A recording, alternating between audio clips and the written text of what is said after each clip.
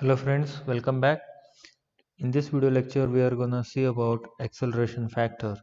So previous to this video lecture we need to just go through some of the things that we already covered in the previous video lecture. That is, we started with the Gauss-Seidel method. Okay, so in the Gauss-Seidel method we understood that when there is a non-linear equations, in that case we have to use iterative method to arrive at the desired value of a particular variable. So in a power system there will be different types of buses, and in different types of buses we need to determine various quantities. Okay, so like in case of a PV bus we need to determine Q and delta, and similarly in case of a slack bus we need to determine P and Q. So likewise, depending upon what type of bus is given, we need to evaluate the certain values of the variables at that bus. Okay, so as those variables are dependent on the non-linear equations, we need to follow the one of the methods, which is a Gauss-Seidel method. Okay, so here we are going to use different iterations in order to arrive at the required solution. So here we saw with the help of one example how we can determine the variables at particular buses 2 and 3 with the help of Gauss-Seidel method.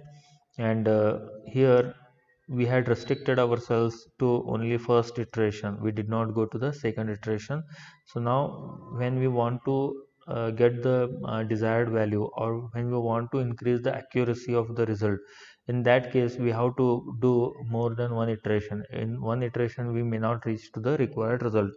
Okay, so when we want to go for higher iterations, more than one iterations, in that case, so the next updated value will not be considered as it is, but it will be modified with the help of one acceleration factor. Okay, so this here basically the accuracy, it can also be considered as the convergence. Okay, so the convergence is nothing but the rate of convergence is nothing but the here you can say approach of the calculated value towards the desired value. So here the rate of convergence can be increased by the use of acceleration factor, okay, to the solution obtained after each iteration. Okay, so in Gauss-Seidel method, so I'll just put this into words. Okay, so it is a simple thing, you will understand when we start using this in a problem. Okay, so in the Gauss-Seidel method,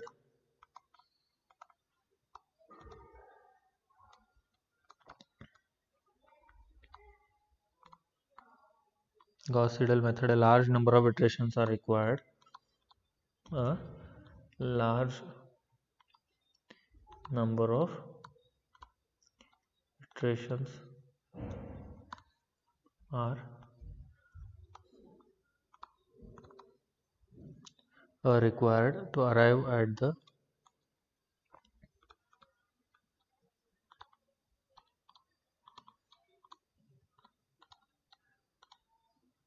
specified, or also can be considered as desired convergence.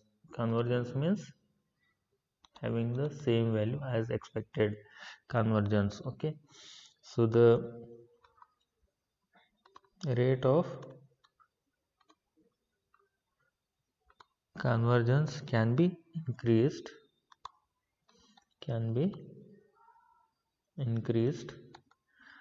by the use of by the use of acceleration factor.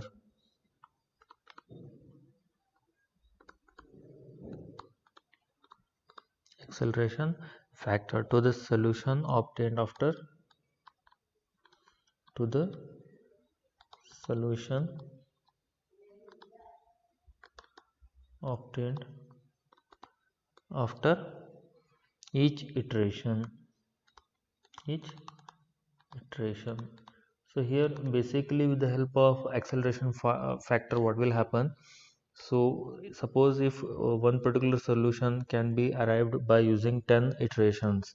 Okay, so 10 iterations. So when this acceleration factor is used, okay, so this acceleration factor is used, so what will happen, so this 10 iterations are now going to reduce. Okay, because here the desired result will be reaching very fast. Okay, so number of iterations will decrease, number of iteration required will reduce. basically. Okay, required will reduce. So means our desired result will be reached very in less iteration. Desired result, okay, it will be arrived in the less number of iterations when we are using the acceleration factor. We are using the acceleration factor. Okay, so that is what it means. Okay, so here to use this acceleration factor, here basically it is nothing but a multiplier which will enhance the correction between the values of voltage in two successive iterations. Okay, so basically here the acceleration factor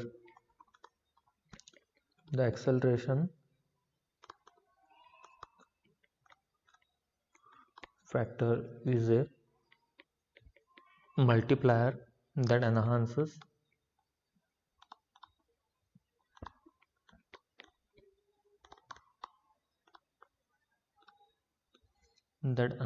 correction between the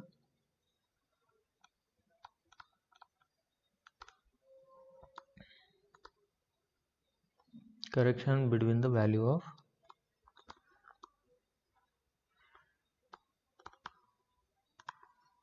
voltage in two successive iterations. Two successive iterations. For the ith bus,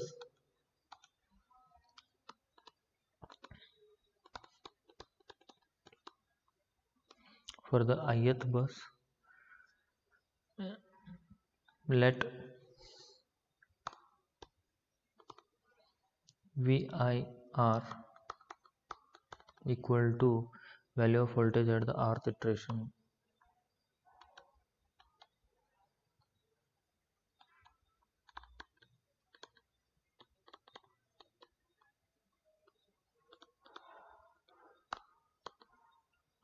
Rth iteration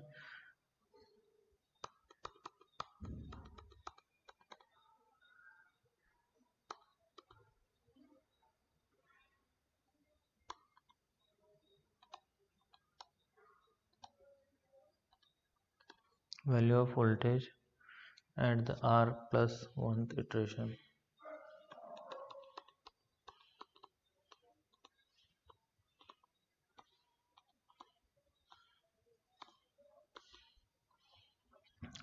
R plus 1th iteration. Okay, so here basically acceleration factor can be obtained. Okay, so which will be so this will be the updated value, but now after using the acceleration factor, so whatever we obtain, so this R plus 1th iterated value, so this will be accelerated, means it will be improved. Okay, so this value will become more nearer to the desired value after using acceleration factor. So here it is accelerated new value of the voltage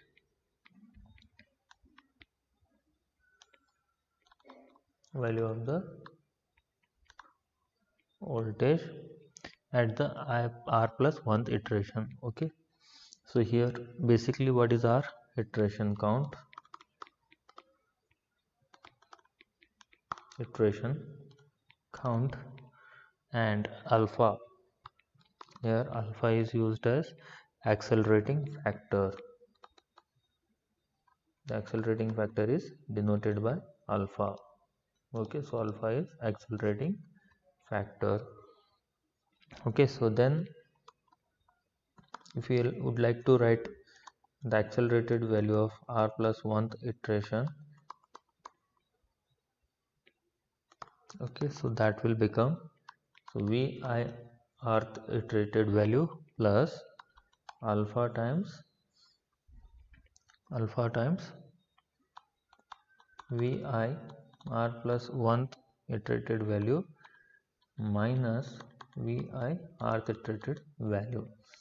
Okay, so this can be considered in it is a difference between the two successive iterated values. Okay, so whatever previous value we had obtained and the value that we have obtained right now. Okay, so this can be visually written as del of V. Okay, so this can be considered as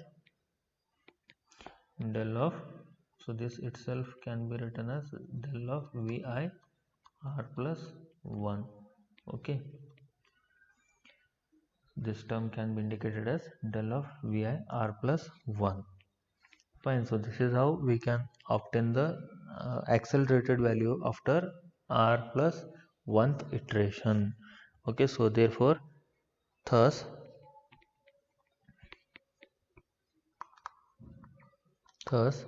after calculating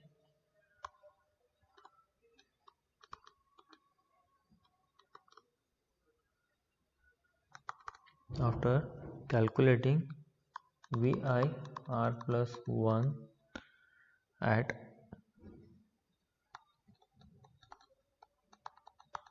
r plus 1th iteration, we calculate the new estimated bus voltage. We calculate the new estimated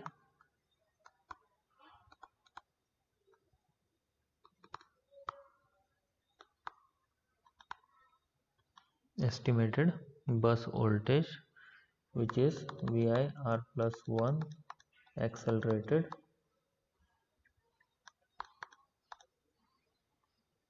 and this new estimate replaces the calculated value, and this new estimated value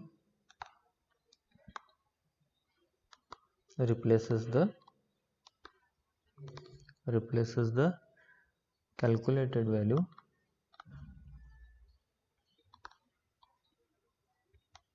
Vi r plus 1. Okay, different accelerating factors may also be considered. Different accelerating factors may be considered for real and imaginary components of the voltage.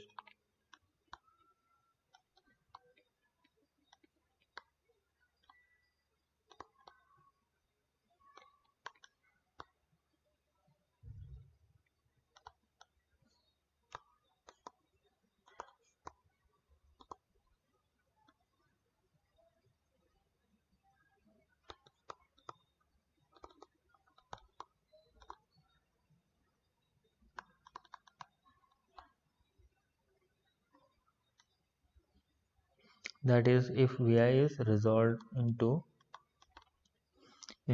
real and imaginary components as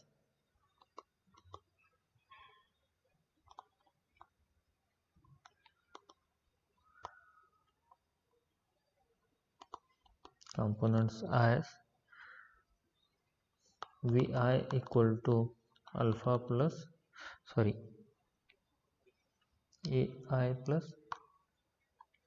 AI plus j Bi. So if alpha and beta are the acceleration factors,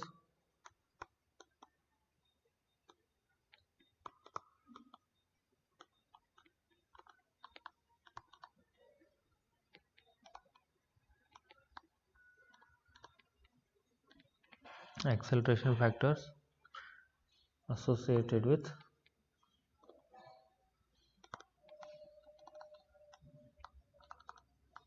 A and Bi, then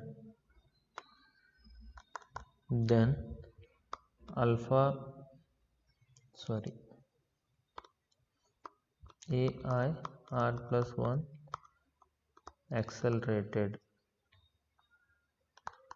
will be given by AI r plus del of AI r plus 1, okay, into alpha.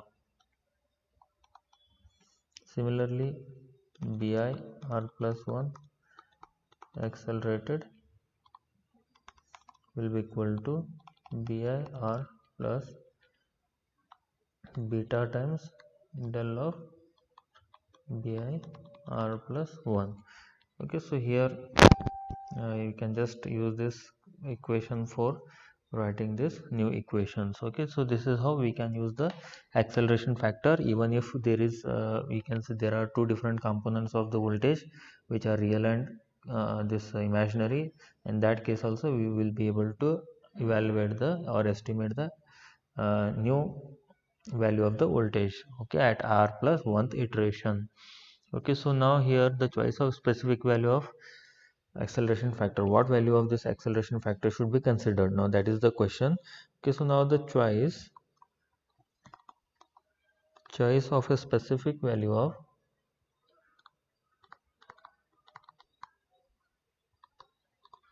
acceleration factor depends upon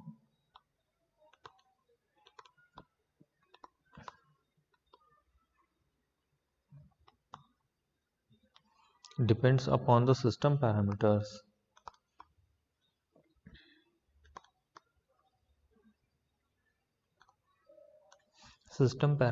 The optimum value of alpha. Okay, so this is very important objective question. Okay, I'll just write this in different color so that you remember this point, as it has been asked in many times in the gate examination as well, or many government objective examinations. Okay, so here the optimum value of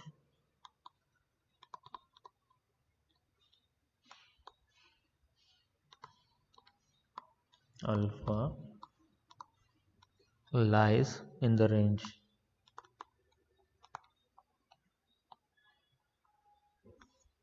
of 1.2 to 1.6. okay, for most system,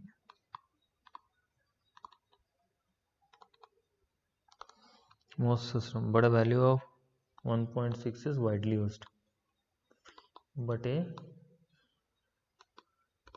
highest value which is 1.6 is most widely used.